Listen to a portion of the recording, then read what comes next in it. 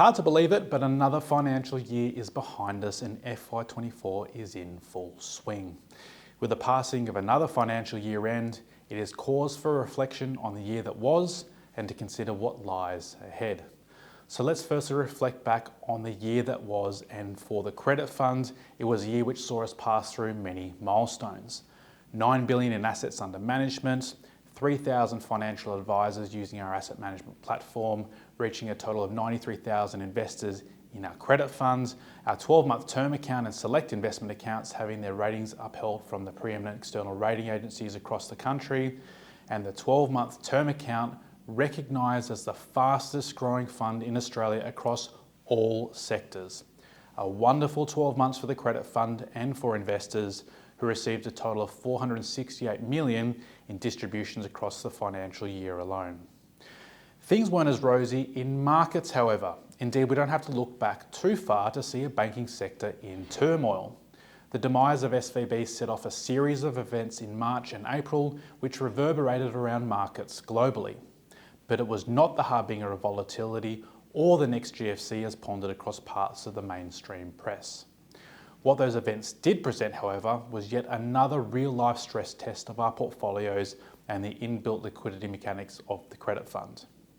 You may recall that in response to those events, we conservatively took our classic notice account into an overweight cash position, tilting our portfolio from being fully invested at about 12% liquidity up to 40% liquidity within a handful of days.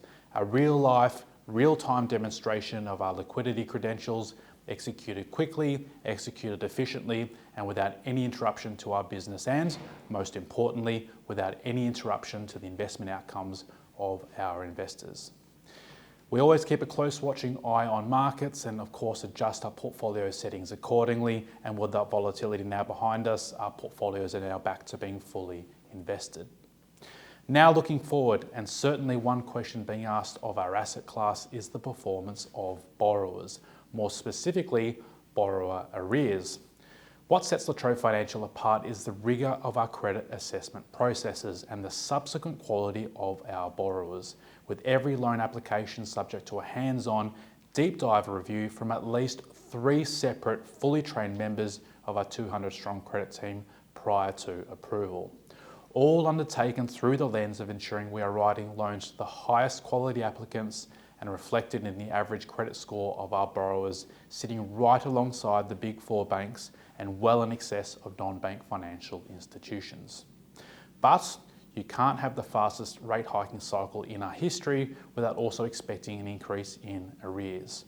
From Trobe Financial's experience, arrears have normalised from their very, very low levels back towards our longer run normal observations. With a normal operating band for arrears at between 2.5% and 4%, 12-month term account arrears ended June 2023 at just 3.4%. What's more, they even fell slightly through the month of June. Our forecast for arrears does not see them remaining elevated for any material length of time outside of our longer term normal observations, and we are very, very comfortable with where the portfolio currently sits.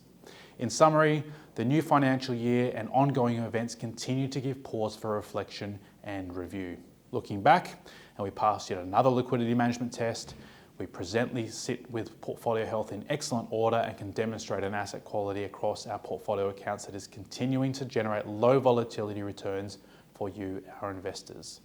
That's liquidity management, that's asset performance, and that's a winning combination that has served Trobe Financial investors so well for so many years. Thanks for watching.